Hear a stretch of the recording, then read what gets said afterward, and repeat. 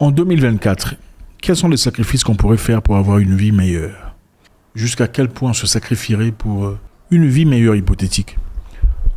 Évidemment, beaucoup de gens voyagent, on va dans des pays étrangers, on va en Europe, on essaie de partir aux États-Unis dans l'objectif d'avoir une vie meilleure. Mais c'est jusqu'à quel point qu'on ira? Quelle en est la limite? Est-ce qu'il y a une limite sur les dangers auxquels on peut s'exposer? Y a-t-il de limites sur les situations désastreuses auxquelles on peut se présenter au nom d'une vie meilleure? Est-ce qu'il n'y a pas de vie meilleure ailleurs? Il n'y a pas autre façon de trouver une vie meilleure à part que partir dans un pays étranger sans objectif, sans difficulté? Est-ce qu'il faudrait tout sacrifier au nom de la liberté financière, au nom d'une meilleure vie? Je veux aussi partir, tout ça. Bon, enfin, c'est vrai. Je pense qu'il y avait un moment dans la vie où il fallait sortir. Il y a beaucoup de gens qui sont partis en Europe dans les années 80, si pas avant. Ceux-là en ont vraiment bénéficié. Années 80, un peu dans les années 90, mais surtout les années 80, ont vraiment bénéficié. Et c'est surtout ceux-là qui rentrent en Afrique et font des choses complètement incroyables, qui ont fait des choses incroyables. Pour la grande majorité, juste après, c'était compliqué.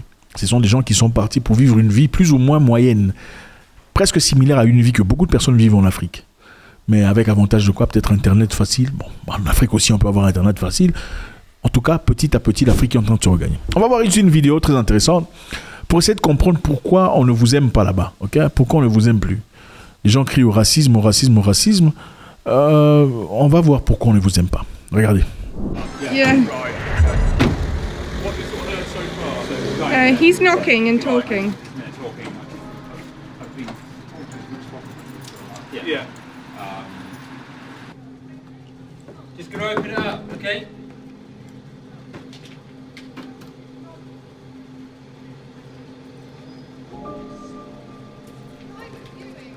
Have you got any other stuff in there? Well, yeah, there should be loads of stuff in there.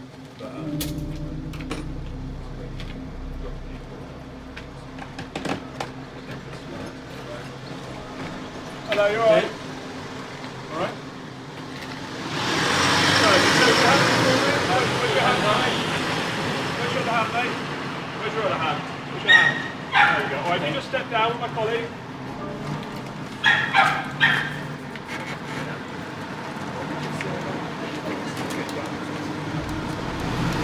Alright? Okay. Okay. Where are you from, mate? Do that. Alright. Hello,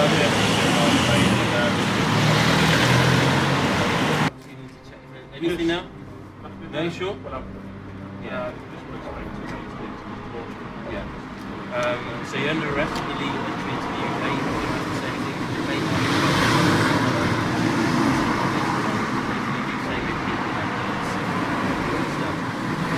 You understand what it is? Arrest. Illegal to come into the UK.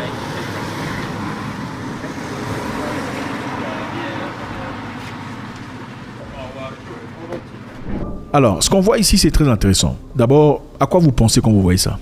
Il y a quand même de la bravoure, n'est-ce pas? Il faut être assez brave pour avoir le courage de se cacher, planifier son plan, de monter dans la voiture d'une personne, s'y barricader et traverser la Manche.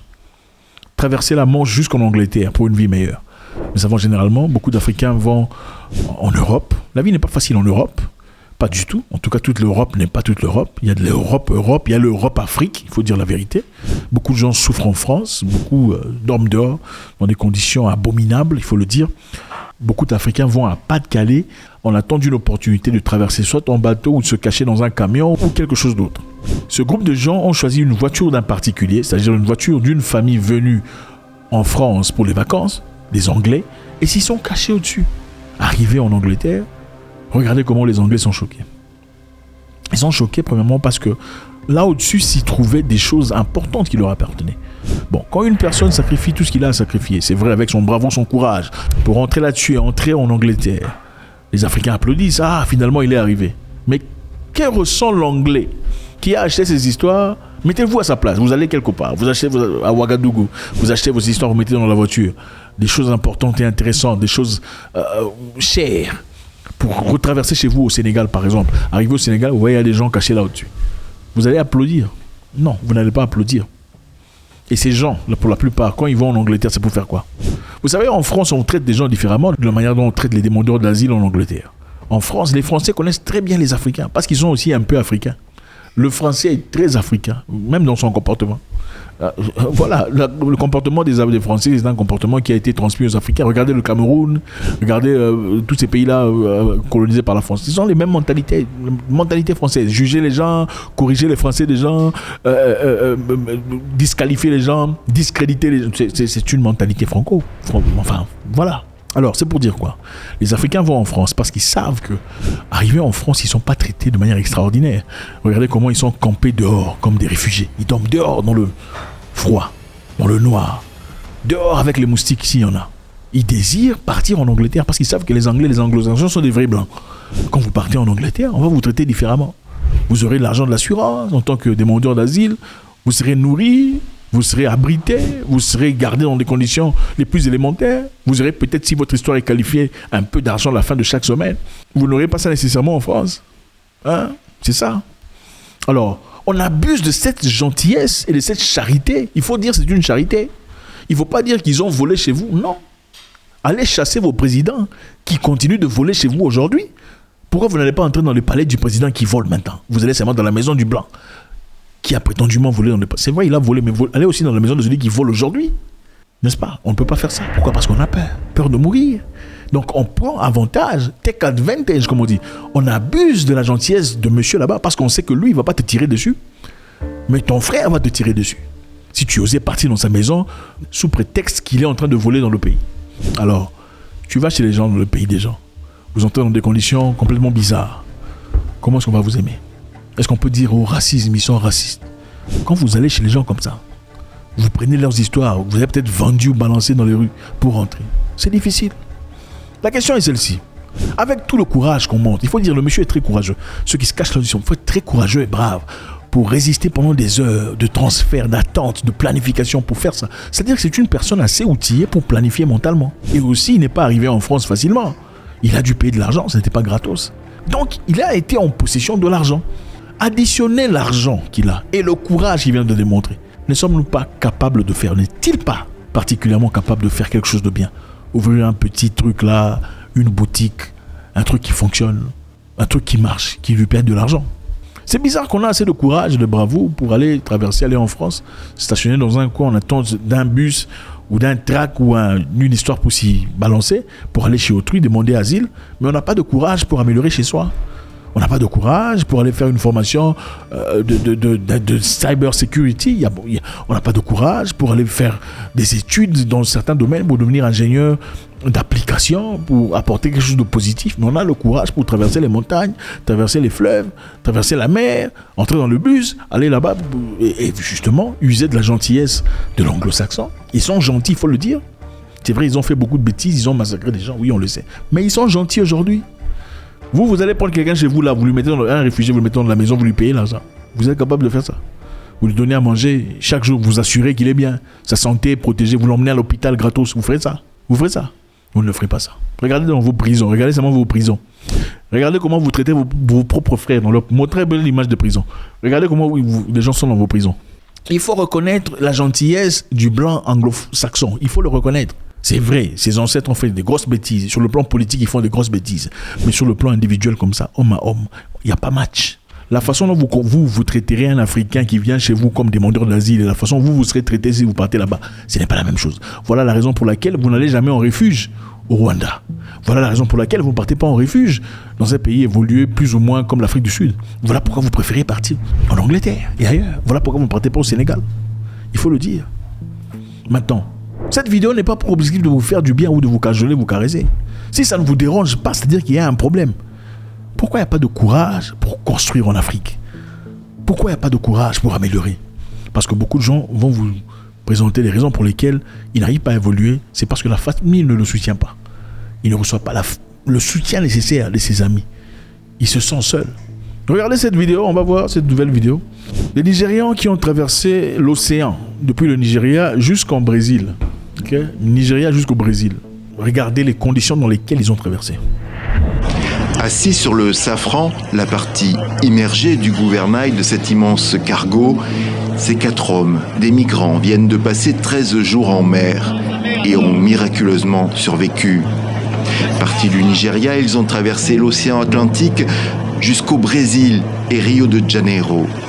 Un voyage dans des conditions extrêmes et dangereuses. En pleine mer, le safran se retrouve parfois complètement sous l'eau, sans compter le vent et les tempêtes qui peuvent les déséquilibrer à n'importe quel moment. Finalement, les 4 hommes sont arrivés sains et saufs au Brésil, mais leur périple n'aura servi à rien. Comme on le dit gentiment, on arrive chez les gens comme ça et on vous reçoit, on vous donne de l'eau à boire. Il faut reconnaître la gentillesse des gens. Dans d'autres pas, on va vous chicoter. Hey, toi, tu es venu comment? Bouche-le. Oui, c'est comme ça que vous faites. Regardez comment les membres de l'immigration traitent des autres Africains quand vous arrivez chez eux. Non, regardez comment l'immigration d'un pays africain, comment on vous traite en tant qu'Africain quand vous avez des difficultés, il y a quelque chose qui ne va pas avec votre visa. On vous traite comme un chien. Regardez comment on vous traite maintenant. Regardez comment on est en train de traiter ces gens. On leur donne à boire. Après avoir fait 14 jours de traversée. 14 jours de traversée. Et ils n'avaient plus d'eau à 10 jours. Ils ont quand même pu résister pendant 4 jours sans eau. Ce qui est encore pire dans cette histoire est que 2 parmi ces personnes sont rentrées au Nigeria. Donc après avoir traversé l'océan du Nigeria au Brésil, ils ont demandé de rentrer chez eux. Pourquoi avoir pris le risque? Pourquoi prendre le risque à ce point pour aller travailler comme agent de sécurité? Ici, c'est pour dire simplement, en 2024, ça ne se justifie plus de partir chez les gens dans des conditions absurdes.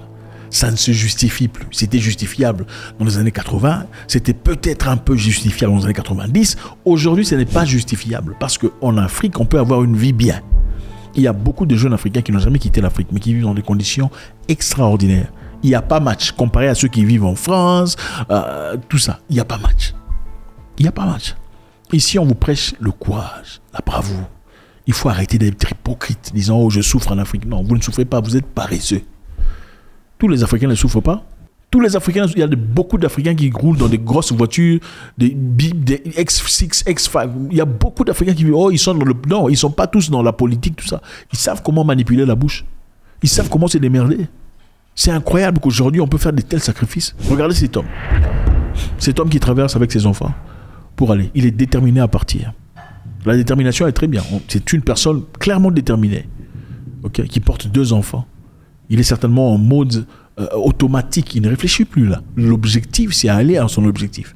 Mais bon, maintenant, la question se pose. Si quoi que ce soit arrivé à ses enfants, quelque chose de négatif, qu'est-ce qu'il dirait? Aurait-il raison d'avoir pris cette décision, d'engager des enfants qui n'ont pas pris leur décision à eux pour aller dans cette aventure dangereuse et probablement désastreuse? Qu'est-ce qu'on dirait après? Il avait raison en tant que père? Absolument pas. Est-ce qu'on ne peut pas utiliser le même courage qu'on a comme ça pour faire quelque chose de positif? Le même courage, le conjuguer et le presser contre les dirigeants. On ne peut pas faire ça. Pourquoi? Parce que quelque part, on est lâche. Et on sait qu'en partant en Europe, en partant chez ces gens-là, ils sont doux d'une certaine façon. On ne te laissera pas dormir dehors, on te donnera à manger, une maison à moins cher, il faut arrêter des bêtises. God bless.